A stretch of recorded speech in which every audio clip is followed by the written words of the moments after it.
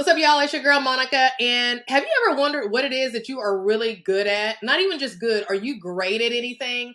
Because if you're great at something, then there's some people out there that probably need your help and you don't even realize it.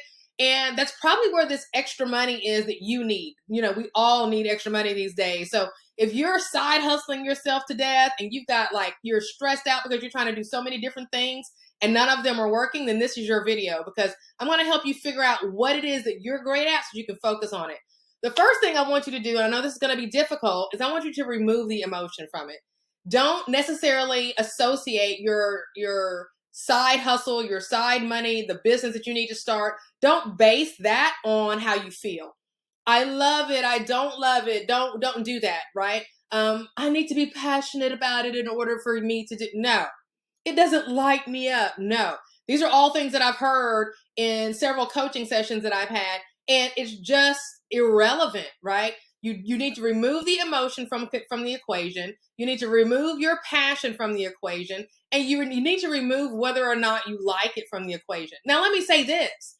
If it turns out that the thing that you're an expert in, the thing that you're great at, matches up with your passion or your desire, your love for it or whatever, then great.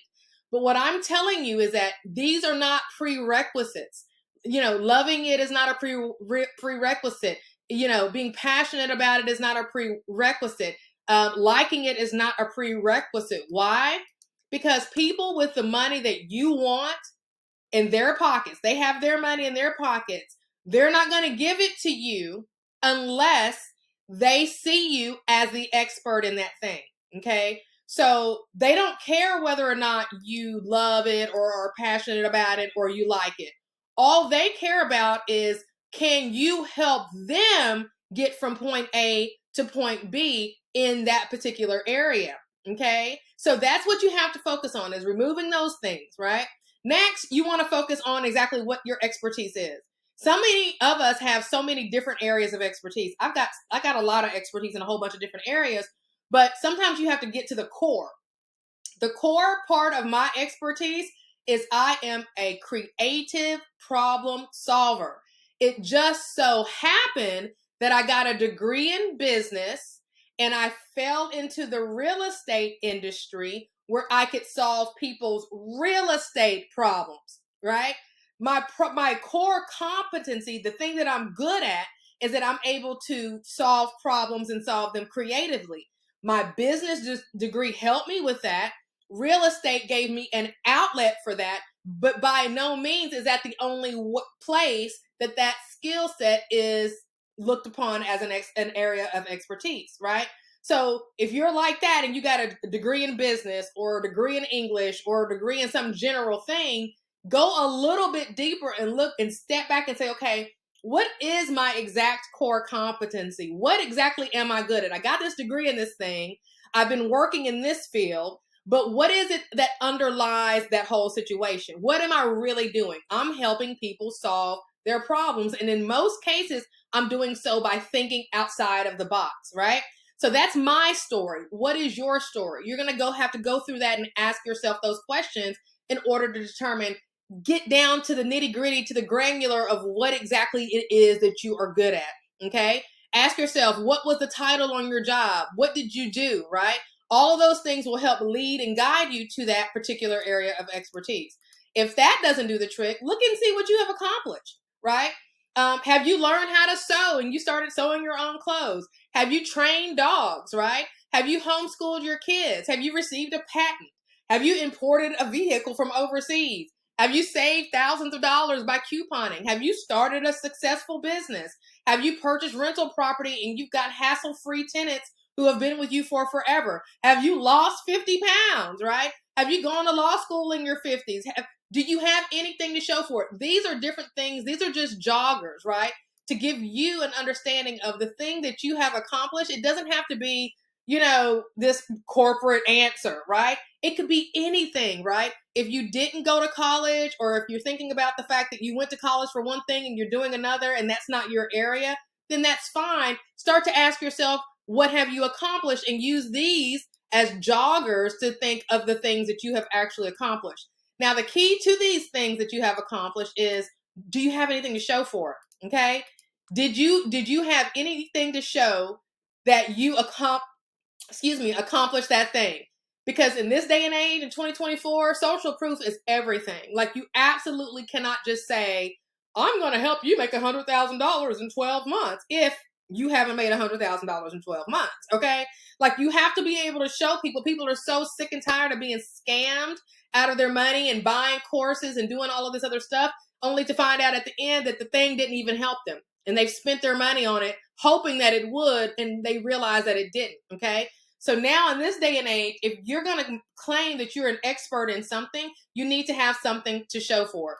The other thing is the market big enough? Like, a perfect example is that, like, when I got into the online digital space, I was focusing in the notary space. I was focusing on helping notaries find other opportunities for making money with their notary commission that did not have to necessarily do with loan signings, right? So that audience is about 4 million, right? There's about 4 million notaries in the United States. And out of that, there's only a certain percentage of them that even know that loan signings are a thing, right? So the market was big enough. And then the other thing is, did they have a big enough problem to solve? Yes. So the problem was, hey, how can I do something else besides loan signings? And so with my business background and my creative sense of problem solving, I was able to create an online membership platform that solved that problem, right? And then the other question you must ask yourself is, do they have a disposable income? Like, you have to, like, if you're like a bleeding heart, and we all have a little bit of that in us, I would hope. But if you're a bleeding heart and you want to help, like, people figure out how to, like, get public assistance and do all of those different things, there is absolutely nothing wrong with that. But the problem with it is, if you're trying to make money for your household, is that those people don't have any extra money to help you. They're in need of help getting themselves situated, right? So they don't have a disposable income, right?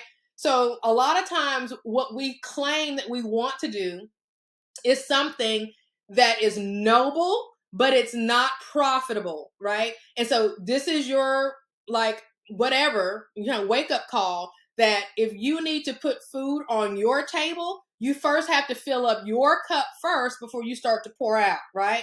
Because you can't pour from an empty cup, right? So you have to go out and find the people who see you as an expert, who look at you and say, oh my gosh, she can really help me, or he can really help me.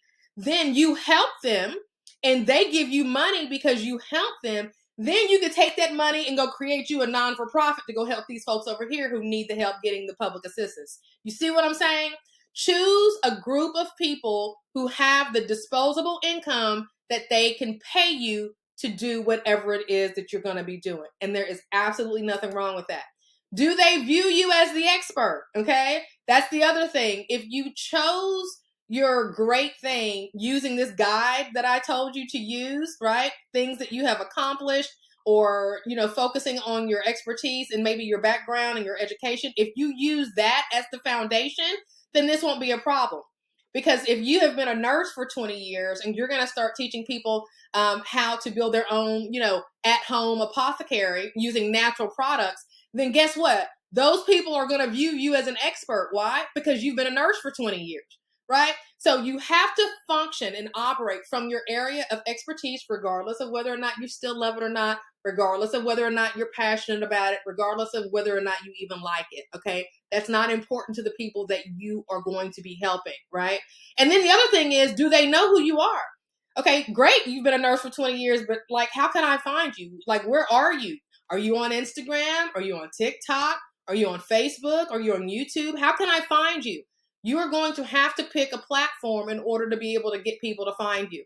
And if you're just one of those people who are just dead set against not being on social media, then this is absolutely 100% not going to work.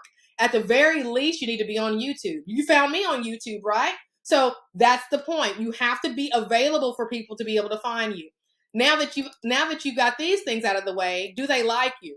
Because one thing about humans, they won't give you their money unless they like you. Okay. If you're the only choice and they have to spend with you, then there's an exception to every rule, right? But people will not buy from you most of the time unless they know, like, and trust you.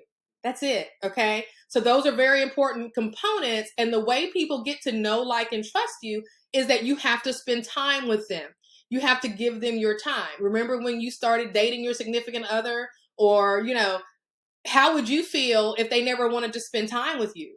Like, how do you know that they really even, know you? Or how do you know if you like them? Because you guys haven't spent any time together. So the whole point of you and your expertise is being able to be found, but being able to be found in such a way where people get to know, like, and trust you. I know there's a lot of faceless YouTube videos and all that stuff. That's great. That's wonderful. But to be honest, people, it will take them a longer time to get to know you if you don't show up and show them who you are. And you don't have to worry about if you're too fat and your hair is not cute and you don't have time to do makeup and all of these different things. People don't care about that. People just want you to be you. If you would just show up as your authentic self, you would be surprised the number of people who will find that so refreshing and just sit and watch and learn from you as much as you give them the opportunity to do so. Okay? So I know this was a lot. So tonight I'm going to be kind of helping you figure this out. If you want my help, join me tonight to figure out what you should be doing and who your audience should be. Now, I'm going to give you my opinion, and I know what opinions are, so you can take it or leave it. But if you've been struggling with this and you really need somebody to help you that's like, on the outside looking in, I don't have a dog in your fight. I'm just going to let you tell me what it is. I may ask you a couple of questions. You tell me a little bit about yourself. And then I'm just going to tell you, this is what I would do. And I'm going to do a couple of quick checks on some different platforms to see how big the audience is and tell you exactly which audience I think you should focus on. Okay. Now, there's only one of me and there's a whole bunch of you. So the seating is going to be limited to give me a chance to give everybody my opinion on what they should do. And it's going to start tonight at 7 o'clock Central Standard Time.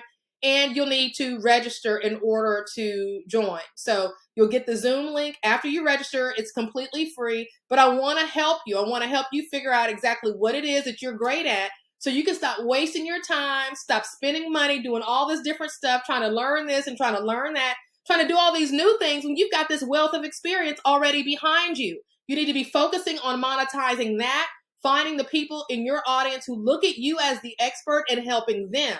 Stop trying to reinvent the wheel, okay? So click the link below in the description box or wherever you're finding this video. Register. The Zoom link will be sent to you, and I will see you at 7. I'm not going to be recording this. This is just one of those things I've just decided to do on the fly. So if you're going to be registering and expecting a replay, I'm sorry in advance. You're not going to get a replay. So be sure to show up live, and I can't wait to see you. I'll talk to you soon. Peace.